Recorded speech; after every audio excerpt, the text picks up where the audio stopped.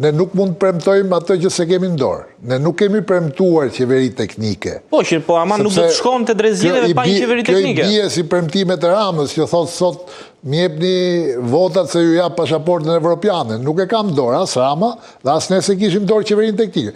Ne kemi thënë do luftojmë dhe zgjedhjet mund të jenë të lira dhe të barabarta vetëm në një qeveri teknike. E kemi thënë dhe i qëndrojmë dhe sot.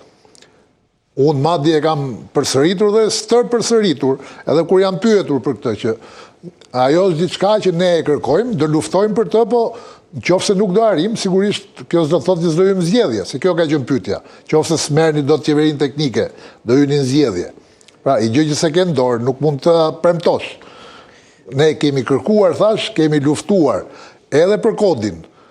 Sigurisht janë bërë tentativat, por votat në parlamenti ka Rama. Dhe ne nuk mund të bëjmë dot diçka pa dashur ai që ka shumicën e votave në parlament. Megjithatë, zoti Paloka, kodi zgjedhor është një gjë dhe hartimi i listave me emrat e kandidatëve është një gjë tjetër. Kush është filozofia që u ndoq për zgjedhjen e emrave të cilët do kandidojnë në zgjedhjen e 11 majit? Sepse kemi parë që shumë emra me përvojë janë në listë të mbyllur dhe shumë emra të tjerë, cilët u panë si një fytyrë e re e Partisë Demokratike, mbetën, le të themi, në listë të hapur. Atëherë, pse është bërë ky debat, pse të rinjt janë hedhur në betejë dhe këta të vjetrit janë lënë në lista të mbyllur. Ka shumë. Unë i konsiderova me përvojë, pra figurat me përvojë. Sigurisht, sepse të vjetrit prandaj e bëra me thonjë se këtu edhe ky koncepti i të vjetrit dhe të rinjt ngatrohet shpesh me dashje. Në politik nuk ka të vjetër, ka njerëz me përvojë, nuk të konsumon vjetërsia në politik, të konsumojnë tjera gjëra, të konsumon imoraliteti, korrupsioni e tjera. Vjetërsia në politik është vlerë, po e lejmë këtë është debat tjetër. Do të tregoj 2 detaje, inshallah nuk marr shumë kohë.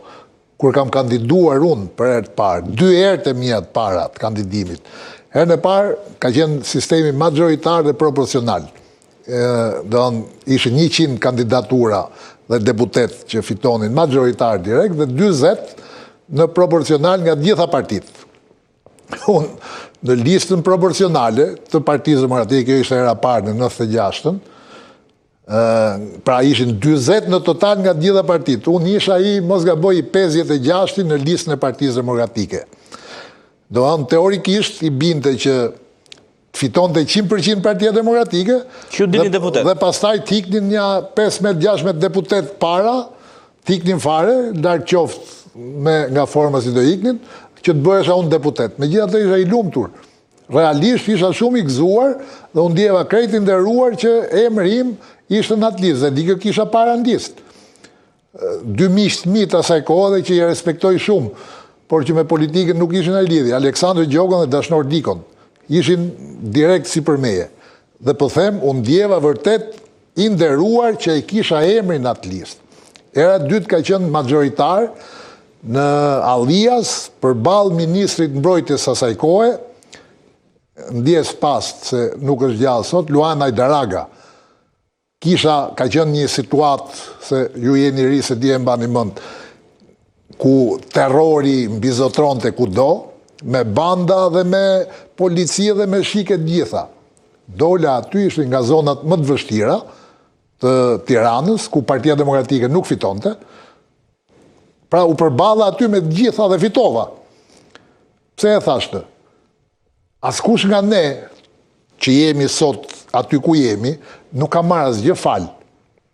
I kemi kaluar gjitha këto. Dhe të rinjt sot, unë nuk mund ta perceptoj një të ri, sa do vlerat ketë dhe i respektoj, që thot prit tash unë dua në listë mbyllur. Po pse?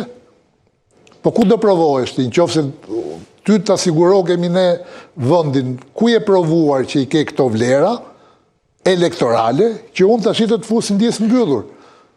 E zgjata pak mbase, por me këtë duhet të them thjesht, të rinjt në politik, karriera bëhet shkallë, nuk bëhet me katapult, si shpesh kemi bërë ne dhe na ka dalë si na ka dalë. Megjithatë, zoti Paloka, kur flasim për qarqe si Gjirokastra, ku praktikisht dihet se si është rezultati, si mundet që një i ri të çaj të gjithë elektoratin e majt, ndërkohë që aty është zoti Tritan Shehu që prej shumë vitesh tenton të marrë mandatin e dytë, po vetëm një mandat mund të rezultojë. Andrea, nuk duhet merre me emra konkret, por mund të dha një shembull. Gjirokastra është një specifik, aty janë 4 deputet gjësej dhe ka specifikat e veta Gjirokastra, se kjo është një nga padrejtësitë që janë bërë pastaj me ndarjen dhe me kodin zgjedhor.